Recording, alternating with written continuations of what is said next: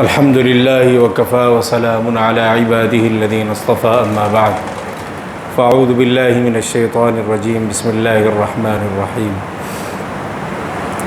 من عمل صالحا من ذكر أو أنثى وهو مؤمن فلنحيينه حياة طيبة سبحان ربك رب العزة عما يصفون وسلام على المرسلين والحمد لله رب العالمين۔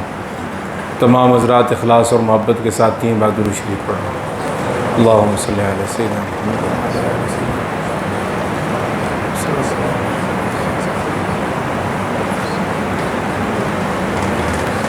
اللہ جل شانہ ارشاد فرماتے ہیں کہ اگر پاکیزہ پرسکون اچھی زندگی چاہتے ہو تو ایک عمل کا اہتمام کرنا ہوگا، اور وہ ہے اعمال صالحہ کا اہتمام۔ جو آدمی اعمال صالحہ کا اہتمام کرے گا تو اللہ پاک اس کو ایسی زندگی عطا فرمائیں گے کہ جو پرسکون زندگی ہوگی۔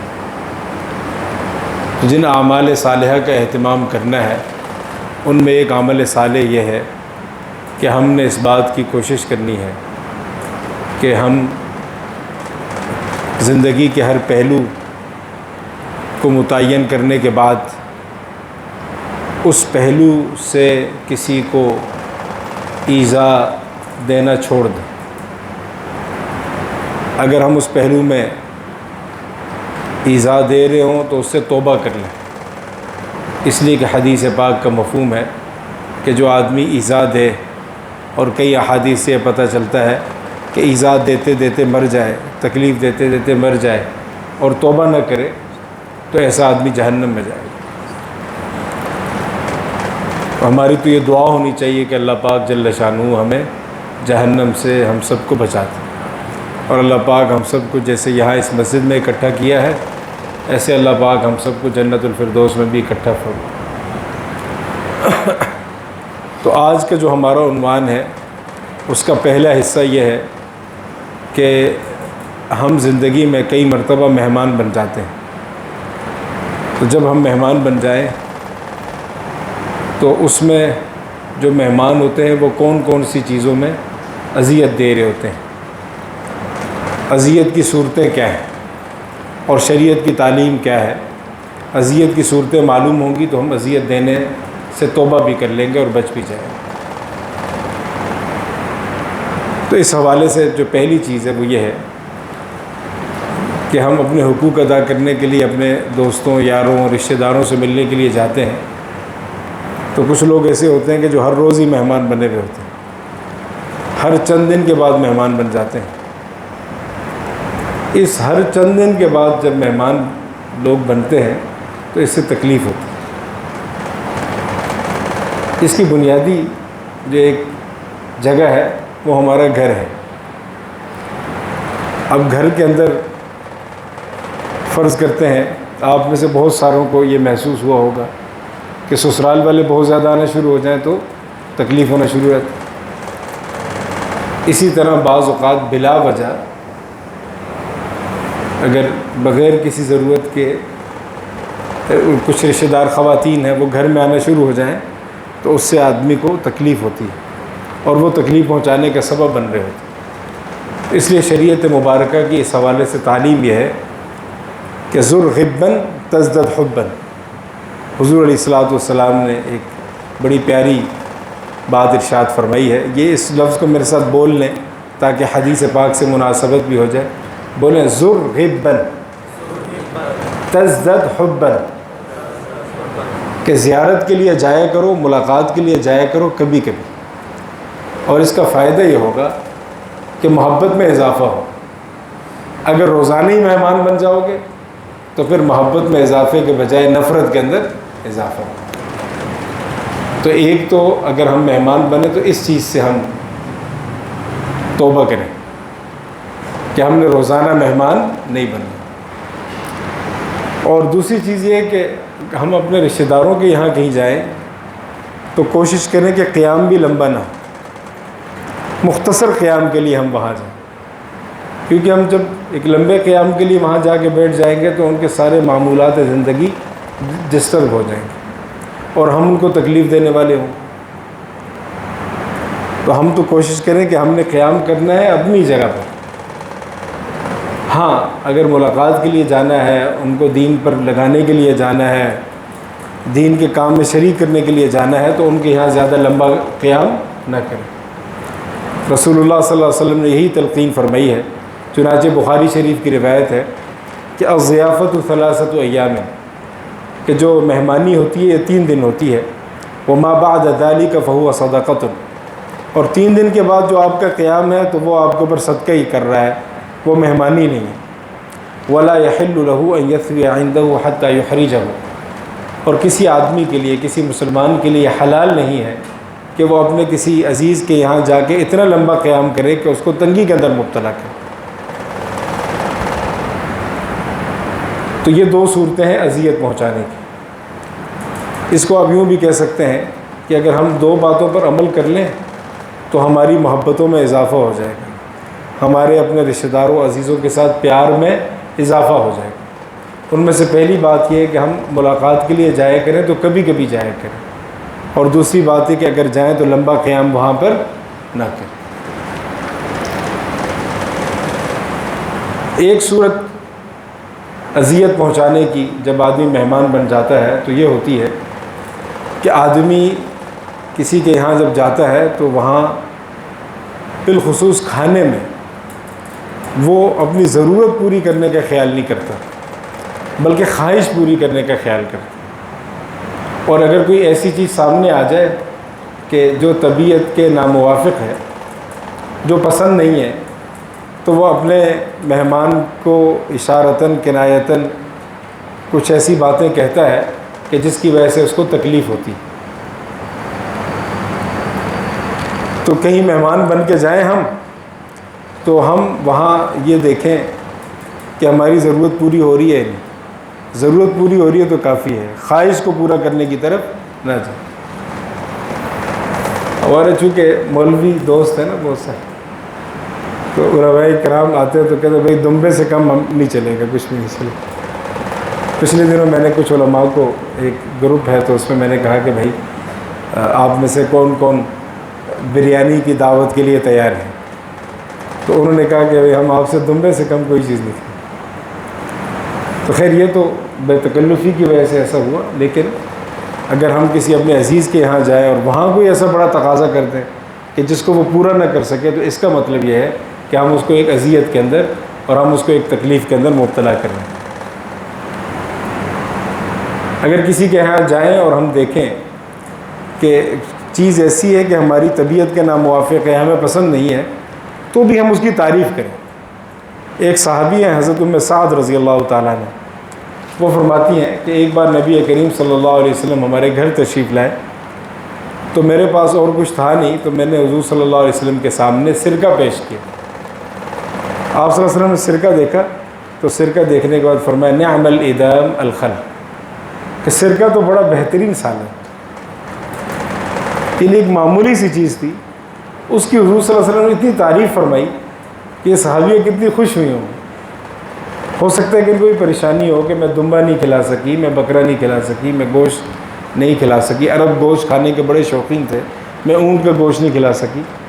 ایک بالکل معمولی سی چیز تھی جو ہر گھر کے اندر اس وقت ہوتی تھی. تو آپ علیہ الصلوۃ والسلام نے فرمایا کہ نعم الادام الخل، کہ جو سرکہ ہے نا یہ تو بڑا ہی بہترین سال ہے. ایک اور حدیث میں ہے جو مجمع الزوائد میں ہے، حضرت جابر رضی اللہ تعالیٰ عنہ فرماتے ہیں کفا بالمرء شرا ان یحتقر ما قرب الیہ، کہ آدمی کے شریر اور برا ہونے کے لیے، تکلیف دینے والا ہونے کے لیے اتنی ہی بات کافی ہے کہ جو چیز اس کے سامنے اس کا میزبان پیش کرے وہ اس کو کم سمجھے. یہ رسول اللہ صلی اللہ علیہ وسلم کے ارشاد کا مفہوم ہے. تو اس لیے جب ہم کہیں مہمان بنے تو ہم نے وہاں پر اپنی خواہشات نہیں پوری کرنی، بس اپنی ضرورت کے پورا ہونے کا خیال رکھیں اور صرف ضرورت کے پورا ہونے کی طرف ہم دھیان دیں. اگر ہم ضرورت کے بجائے خواہشات کی طرف چلے گئے تو اس سے ہو سکتا ہے کہ ہم اپنے میزبان کو تکلیف دینے لگیں. تکلیف دینے کی ایک صورت یہ ہوتی ہے کہ بعض اوقات ایک آدمی کسی کی دعوت کرتا ہے تو مہمان اپنے ساتھ کچھ اور لوگوں کو بھی لے کر کے آ جاتے ہیں. بلکہ ہمارے یہاں تو یہ ہے کہ اگر ولیمے میں اگر بالفرض ایک آدمی کو دعوت دی ہے تو دو صورتیں بعض اوقات پیش آتی ہیں۔ ایک صورت تو یہ پیش آتی ہے کہ وہ آدمی اپنے سارے خاندان کو لے کے چلا جاتا ہے اور کہتے ہیں کہ یہ تو ہماری شان میں آپ نے بڑی کمی کی کہ صرف مجھے ہی دعوت دی تھی، تو یہ تو ناراضگی ہوگی اگر سب کو ہم نہیں لے کر کے جائیں۔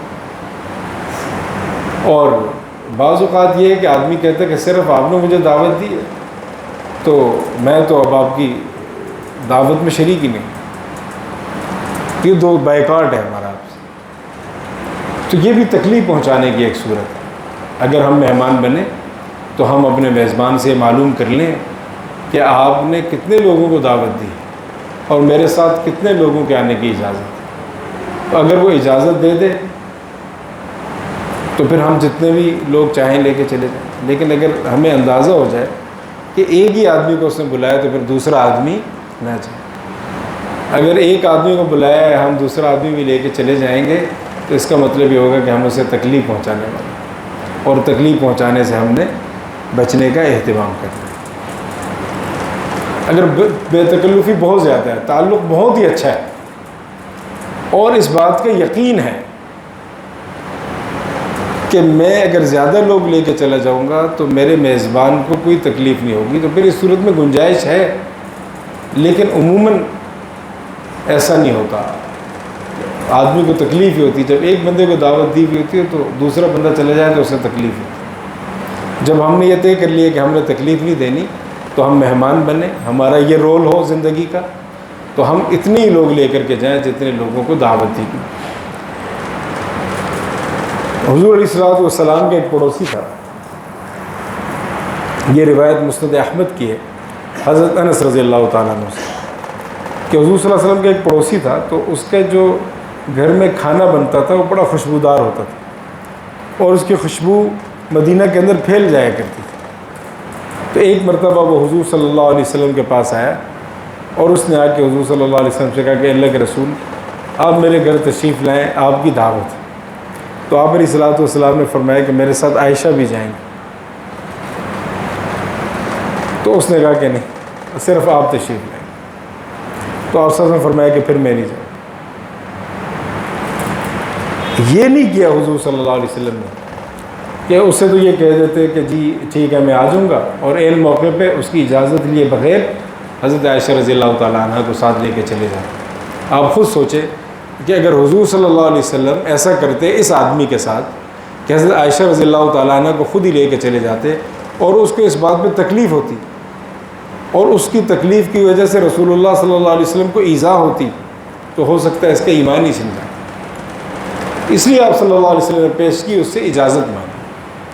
لیکن بعض صحابہ کے ساتھ بڑی بے تکلفی تھی، تو وہاں تو آپ صلی اللہ علیہ وسلم کئی لوگوں کو لے کر کے چلے جاتے تھے، جیسے کہ میں نے آپ کو حضرت جابر رضی اللہ تعالیٰ عنہ کا واقعہ سنایا تھا کہ حضرت جابر رضی اللہ تعالیٰ عنہ نے ایک بکری کا بچہ ذبح کیا غزوہ خندق کے موقع پر، اور رسول اللہ صلی اللہ علیہ وسلم کو جا کے دعوت دی کہ آئیں تشریف لائیں کھانا کھائیں۔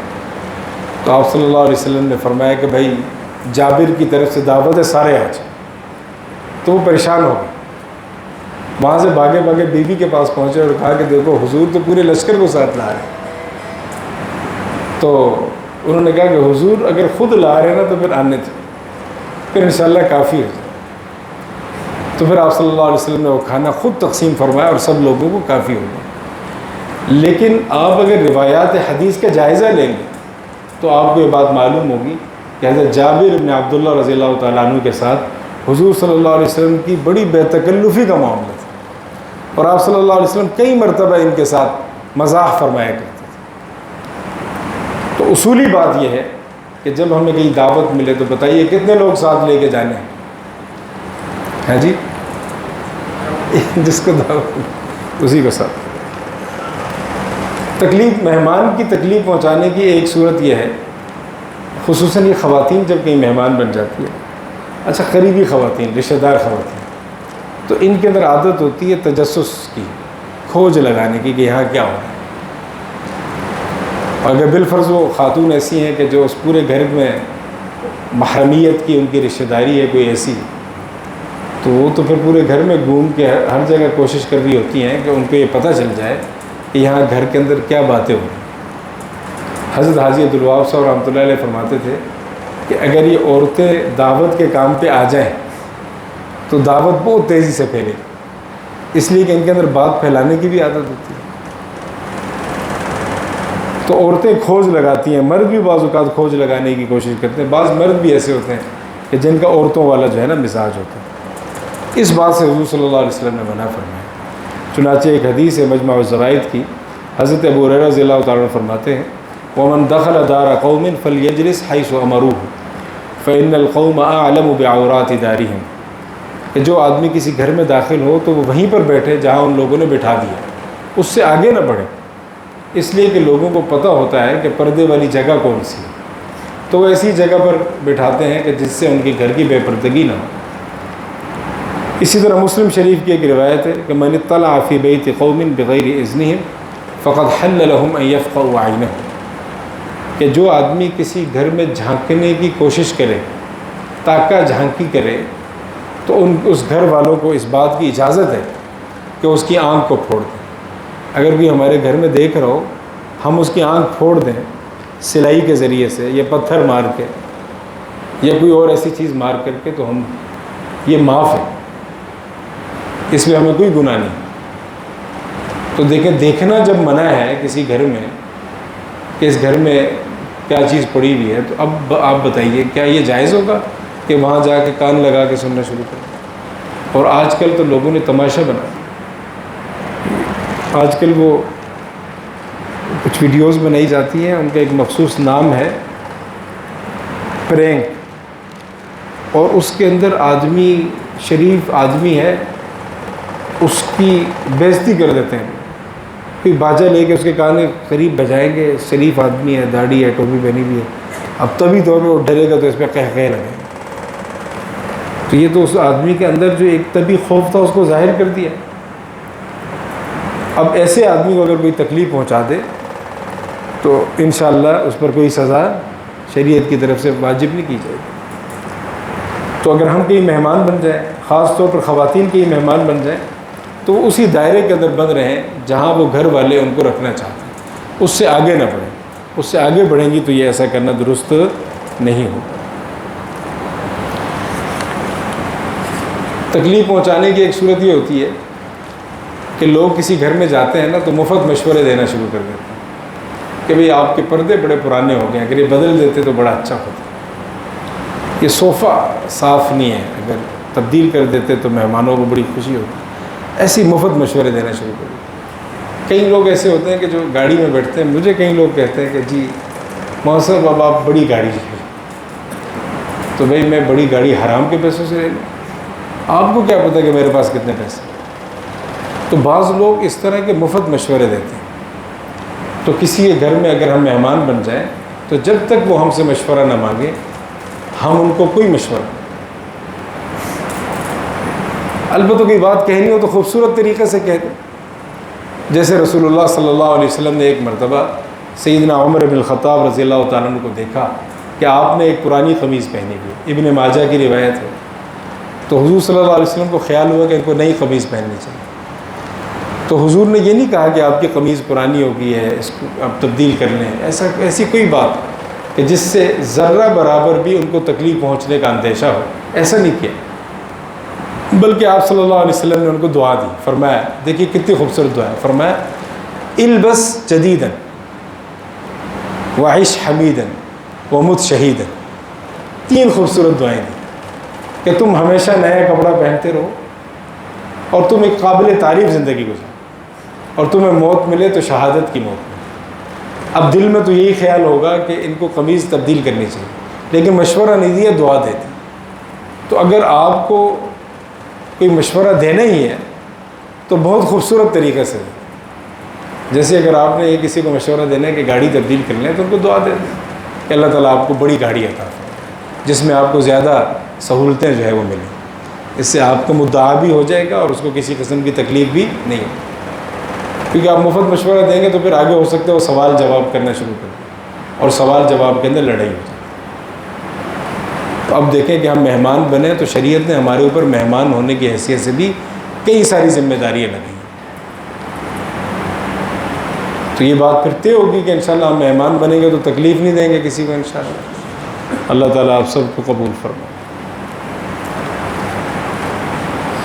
ہم مہمان بنتے ہیں تو ساتھ ساتھ ہم میزبان بھی بنتے ہیں، کبھی کبھی ہم میزبان بھی ہوتے ہیں، تو میزبان بھی بعض اوقات مہمان کو تکلیف پہنچاتا ہے۔ تو جب ہم کہیں میزبان بن جائیں تو بھی ہم نے تکلیف نہیں پہنچانی۔ میزبانی کی حضور صلی اللہ علیہ وسلم نے بڑی ترغیب دی، چنانچہ بخاری شریف کی ایک روایت ہے، فرمایا کہ جو آدمی اللہ اور آخرت کے دن پر ایمان رکھتا ہے فَلْيُكْرِمْ ضَيْفَهُ، اسے چاہیے کہ جو مہمان اس کے پاس آیا ہے اس مہمان کا اکرام کرے، اس کی عزت کرے۔ بخاری شریف کی روایت۔ اسی طرح بخاری شریف کی ایک اور روایت ہے، حضور صلی اللہ علیہ وسلم نے حضرت عبداللہ ابن عامر ابن العاص رضی اللہ تعالیٰ عنہ سے فرمایا وَإِنَّ لِزَوْرِكَ عَلَيْكَ حَقًّا، کہ جو آدمی آپ کی زیارت کرنے کے لیے آئے گا اس کے بھی آپ کے اوپر حق ہے۔ ایک کتاب ہے الترغیب والترہیب، اس میں حدیث ہے لا خیر فی من لا یضیف، کہ جو آدمی دوسروں کی میزبانی نہ کرتا ہو، کسی کو اپنا مہمان نہ بناتا ہو، اس آدمی کے اندر تو کوئی خیر ہے ہی نہیں۔ تو ہمارے پاس جو مہمان آئے ہم نے ان کی عزت بھی کرنی ہے، ان کا احترام بھی کرنا ہے اور ان کو اذیت بھی نہیں پہنچانی۔ اب میزبان کیسے تکلیف پہنچاتا ہے تو چند صورتیں میں آپ کے سامنے رکھتا ہوں۔ ایک صورت جو ہے وہ یہ ہے کہ بعض اوقات کئی لوگ شادیوں میں بلاتے ہیں تو وہاں پر بہت زیادہ انتظار کرواتے ہیں، اس میں بچے بعض اوقات بہت بھوک کے شکار ہوتے ہیں، پریشانی کے شکار ہو جاتے ہیں، اور اگر بچے تعلیم حاصل کر رہے ہوں تو دیر تک بیٹھے رہنے کی وجہ سے صبح اٹھنا ان کے لیے مشکل ہوتا ہے، وہ اپنا سبق پورا نہیں کر سکتے، اور اگلے دن وہ جب اسکول جاتے ہیں تو ان کو پوری بات سمجھ نہیں آ رہی ہوتی، اور بعض اوقات استاذ کو اگر پتہ نہ ہو کہ یہ رات کو تو کسی شادی پہ گیا ہوا تھا اور وہ سبق اس کو یاد نہ ہو تو پٹائی وغیرہ کی صورت بھی پیش آ جاتی ہے، تو بچوں کا تعلیمی بڑا نقصان ہوتا ہے، بہت لمبا انتظار کرواتے ہیں، بہت زیادہ اس کے اندر وقت ضائع ہوتا ہے۔ تو ہمارے حضرت والد صاحب رحمۃ اللہ علیہ عموماً نکاح پڑھانے کے لیے جایا نہیں کرتے، فرمایا کرتے تھے کہ اس میں وقت بہت ضائع ہوتا ہے، اتنا وقت تو ہم ذکر کر لیں گے، اتنا وقت تو ہم اللہ تعالیٰ کی یاد میں گزار دیں۔ تو اگر ہم میزبان بنیں تو ہماری کوشش یہ ہونی چاہیے کہ ہم اپنے مہمانوں کو زیادہ انتظار نہ کروائیں، اور اس میں ہم سنت ابراہیمی کی پیروی کریں۔ حضرت ابراہیم علیہ السلام کے بارے میں اللہ تعالیٰ ارشاد فرماتے ہیں کہ وَلَقَدْ جَاءَتْ رُسُلُنَا إِبْرَاهِيمَ بِالْبُشْرَىٰ قَالُوا سَلَامًا، ہمارے فرشتے آئے ابراہیم کے پاس خوشخبری لے کر، تو انہوں نے کہا سلامن، تو جواب دیا سلام۔ وہ سمجھے کہ یہ کچھ نوجوان ہیں، انسان ہیں جو کھانا کھانے کے لیے آئے ہیں، تو فَمَا لَبِثَ أَن جَاءَ بِعِجْلٍ حَنِيذٍ، تو تھوڑی سی دیر بھی نہیں گزری تھی کہ حضرت ابراہیم علیہ السلام ایک بھنا ہوا بچھڑا لے کر کے آئے۔ تو وہاں اللہ پاک نے خاص طور پر اس بات کی تعریف فرمائی ہے کہ حضرت ابراہیم علیہ السلام نے اپنے مہمان کو، جب وہ میزبان بنے تو انہوں نے انتظار کی کوفت کے اندر مبتلا نہیں کی، جو چیز میسر تھی تھوڑی دیر کے اندر حضرت ابراہیم علیہ السلام نے وہ حاضر کی۔ تو ایک اصول یہ ہے کہ اگر ہم میزبان بن جائیں تو اپنے مہمان کو خواہ مخواہ کا انتظار نہ کروائیں۔ ایک تکلیف کی صورت یہ ہوتی ہے کہ بعض اوقات ہم شادیوں میں میزبان بنتے ہیں تو ایک تو شادی بڑی سادہ ہونی چاہیے اور اس کا ولیمہ بہت سادہ ہونا چاہیے، لیکن بعض لوگ ایسے ہوتے ہیں کہ جن کی خواہش ہوتی ہے کہ اچھا ولیمہ کیا جائے، تو شریعت میں اس پر ایسی کوئی پابندی نہیں ہے کہ اس کو ہم ناجائز ہونے کی حدود کے اندر داخل کر دیں، وہ اس کی اجازت تو ہے۔ تو اس میں بعض اوقات اتنے لوگ آ جاتے ہیں، اتنے لوگوں کو ہم بلا لیتے ہیں کہ بعض مہمانوں کو کرسیاں نہیں ملتی اور وہ بیچارے ایک اذیت کے شکار ہوتے ہیں، اور بعض اوقات ایسا ہوتا ہے کہ جو کھانا کھانے کی باری جب آتی ہے تو اس وقت کرسی نہیں ہوتی، تکلیف کے اندر آدمی مبتلا ہو جاتا ہے، کھڑے ہو کے کھانا کھانا تو یہ فطرت کے مطابق بھی نہیں۔ تو اگر ہم کہیں میزبان بن جائیں تو اپنے مہمانوں کے لیے بیٹھنے کا مناسب انتظام کریں، ایک صحابی تھے حضرت جریر رضی اللہ تعالیٰ عنہ، وہ ایک مرتبہ حضور صلی اللہ علیہ وسلم کی محفل میں تشریف لائے تو وہ دروازے کی چوکھٹ میں بیٹھنے لگے، اس لیے کہ اندر لوگ بہت زیادہ تھے اور جگہ کوئی ان کو نظر نہیں آ رہی۔ تو حضور علیہ الصلوۃ والسلام نے ان کو اپنے قریب بلایا، اپنی چادر بچھائی اور فرمایا کہ اس چادر کے اوپر بیٹھ جاؤ۔ یعنی اپنے مہمان کے لیے جب آپ صلی اللہ علیہ وسلم میزبان بنے تو آپ علیہ الصلوۃ والسلام نے ان کے بیٹھنے کی ایک بڑی مناسب جگہ اس کا خود انتظام فرمایا۔